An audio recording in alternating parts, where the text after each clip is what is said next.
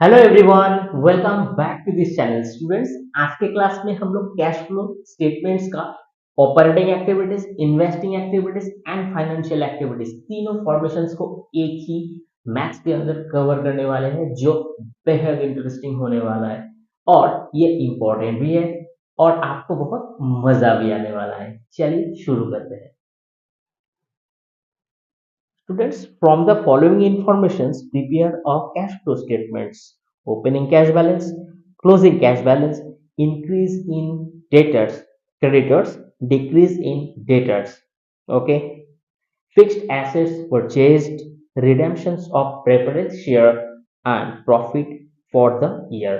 तो स्टूडेंट्स हमारे पास फिलहाल यही इंफॉर्मेशन है जो इंफॉर्मेशन के अंदर हमें ये करते चलना है। चलिए स्टूडेंट्स, हम लोग फर्स्ट ऑफ ऑल देखते हैं कि operating activities, then investing activities, then financial activities, एक क्रोनोलॉजिकल थ्री स्टेप्स के अंदर इस मैथ्स को हम लोग फिनिश करने की कोशिश करेंगे। तो बिफोर दैट हम लोग यहाँ पे लिखते हैं cash flow statements for the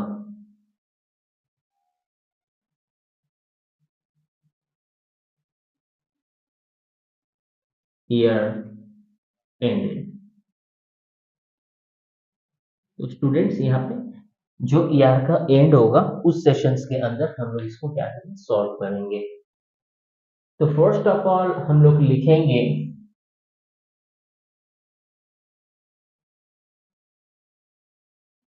cash flow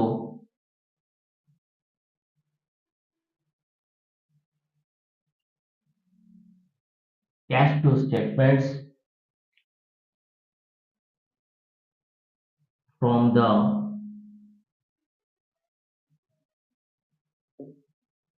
operating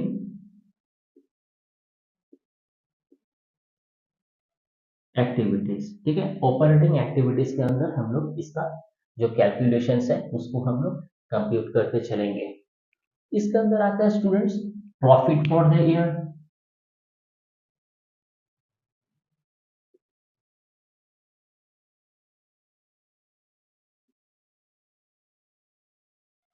ठीक है, profit for the year students यहाँ पे जो अमाउंट है वो है 18,000। हम लोग यहाँ पे लिखते चलेंगे 18,000। Then increase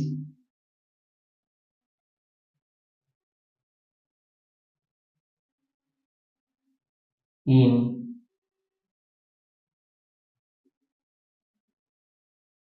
creditors, increase in debtors। तो स्टूडेंट्स यहाँ पे 13,000 increase in creditors and decrease in debtors, इसका जो अमाउंट होगा वो होगा 17,000। तो स्टूडेंट्स इसको हम लोग क्या करेंगे, ऐड कर लेंगे। तो 18,000 प्लस 13,000 प्लस यहाँ पे 17,000, 48,000। तो स्टूडेंट्स यहाँ पे हम लोग डायरेक्टली 48,000 को आउटर कॉलम में हम लोग लिख देंगे और यहाँ पे हम लोग लिखेंगे net cash from operating activities. Students ये हो गया हमारा अमाउंट। चलिए स्टूडेंट्स नेक्स्ट पॉइंट्स के ऊपर जाते हैं। Cash flow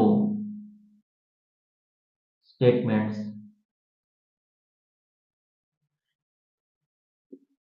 from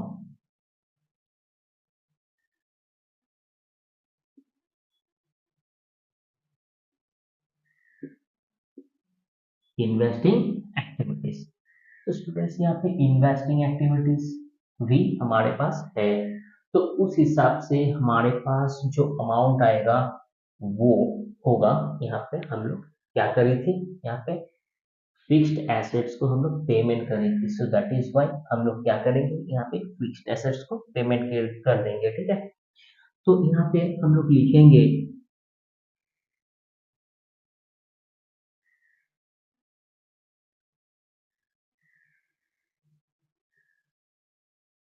cash payment to for, students आप फॉर लिखना, कैश पेमेंट फॉर एक्वायरिंग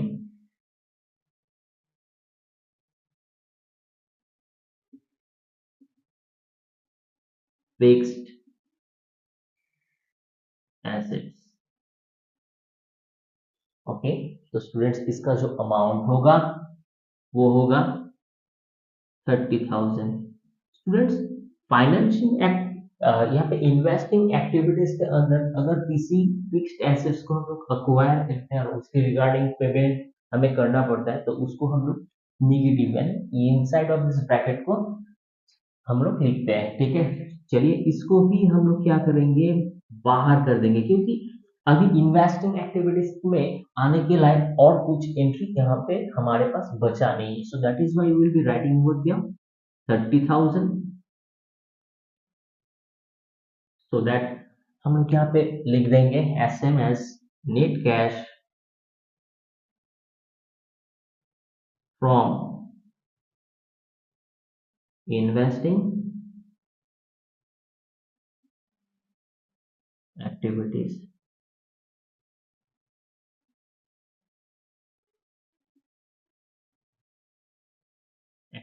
ठीक है, तो स्टूडेंट्स हमारे पास net cash from investing activities भी बिल्कुल रेडी है। चलिए एकदम इस सेगमेंट्स का लास्ट जो हमारे पास एक्टिविटीज होगा वो होगा cash flow statements from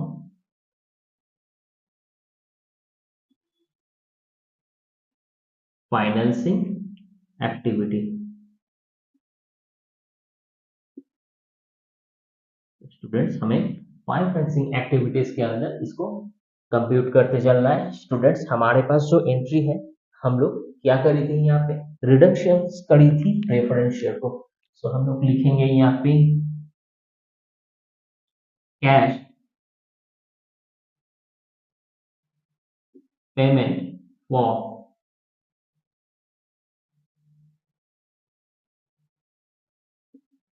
redemptions of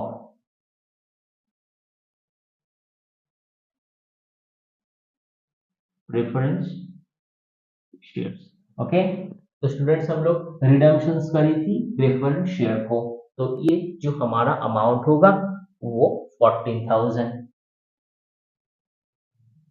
तो स्टूडेंट्स 14,000 को हम लोग क्या करेंगे, फिलहाल इसी cash flow statements from the financial activities में भी हमारे पास लाने के लिए फिलहाल इतना ही है, सो दैट हम लोग यहाँ पे 14,000 को इनसाइड ऑफ दिस ब्रैकेट में आउटर कॉलम्स में राइट कर देंगे।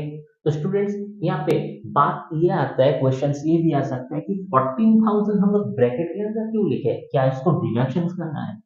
The answer will be yes, because हम लोग अगर फाइनेंशियल एक्टिविटीज के अंदर किसी रिडेम्पशन शेयर्स के अंदर हम लोग कोई बंदा हमारे पास प्रेफरेंस शेयर का होल्डर था, अधिकारी था, तो उसको हम लोग क्या करें, वो बोला भैया हमारे को क्या करना है, हमें रिडेम्पशन करना है और हमें हमारा पैसा लौटा दो, सो दैट इज वाई हम लोग कैश उस समय पेमेंट कर देते हैं, सो दैट इज वाई हम यहाँ पे अगर पेमेंट करते हैं तो डिडक्शन के अकॉर्डिंग हम लोगों को ये रूल फॉलो करना होता है।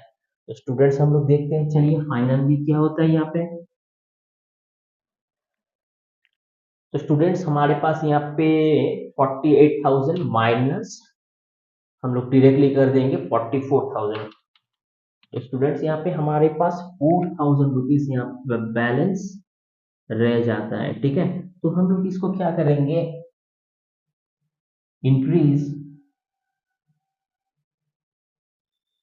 कैश और cash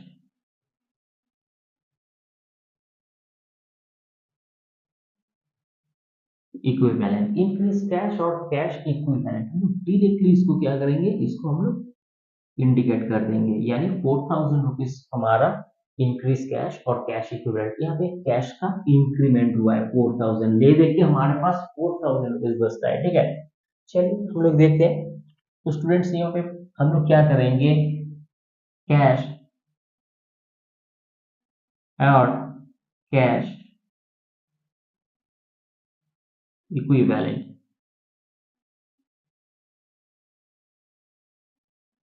beginning of the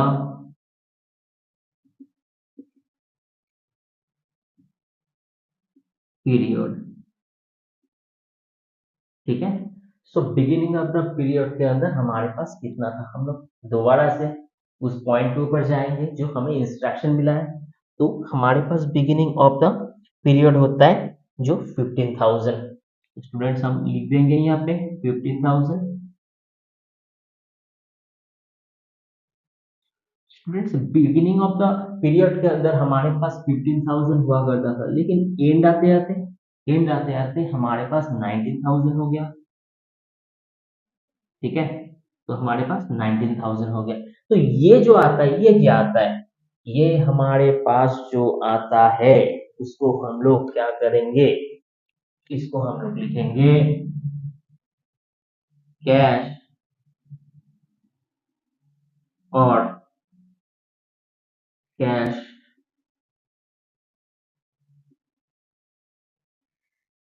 equivalent end of the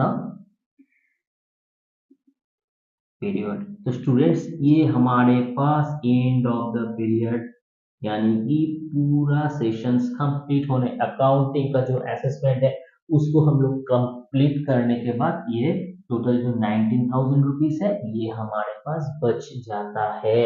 so that is why ये हमारे पास जो बैलेंस है उस बैलेंस के हिसाब से हमारे पास ये कंप्लीट सेगमेंट्स आ जाता है। स्टूडेंट्स एक बार रिमाइंड कर लेते हैं। फर्स्ट ऑफ ऑल हमारे पास क्या होगा, cash flow statements from the operating activities, ठीक है।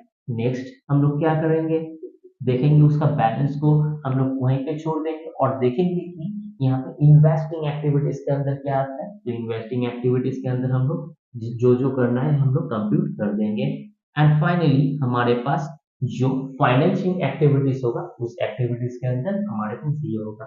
तो हमारे पास जो अभी इंक्रीज होता है, फाइनली तीनों जो हमारे पास operating activities, financing and investing के बाद जो हमारे पास बैलेंसेस आता है उसको हम लोग यहाँ पे बैलेंस कर देंगे, और जो हमारे पास होगा वो इंक्रीज कैश और द कैश इक्विवेलेंस होगा, जिससे हम लोग कंपेयर कर देंगे। जो फाइन जो हम लोगों को बिगिनिंग तौर पे हमारे हमारे पास जो 15,000 हुआ करता था उसको हम लोग इसके साथ उसको हम लोग क्या कर देंगे, कंपेयर कर देंगे, और बैलेंस करने के बाद फाइनली हमें हमारे पास जो एंड ऑफ द पीरियड के अंदर ये जो हमारे पास बैलेंस होगा हम देख पाएंगे हमारा इंस्ट्रक्शंस में वो 19,000 ही होगा। तो स्टूडेंट्स आप इसका स्क्रीनशॉट ले लो। चलिए, तो स्टूडेंट्स इसको आप बार बार प्रैक्टिस करना, इस तरीके का जो मैथ्स आता है ये हर एक बोर्ड के अंदर पूछा जाता है, बहुत इंपॉर्टेंट भी है। तो स्टूडेंट्स अब इसको प्रैक्टिस करना, प्रैक्टिस करने से परफेक्शन आ जाता है। डिफिकल्टीज अगर आता है तो आप कमेंट बॉक्स के अंदर राइट डाउन कर सकती हो। वीडियो अगर अच्छा लगा तो जरूर एक लाइक कर देना, सब्सक्राइब करना इस चैनल को, और शेयर करना अपना फ्रेंड्स के साथ, बने रहना इस चैनल में। मिलते हैं किसी नेक्स्ट वीडियो के अंदर, तब तक के लिए थैंक यू।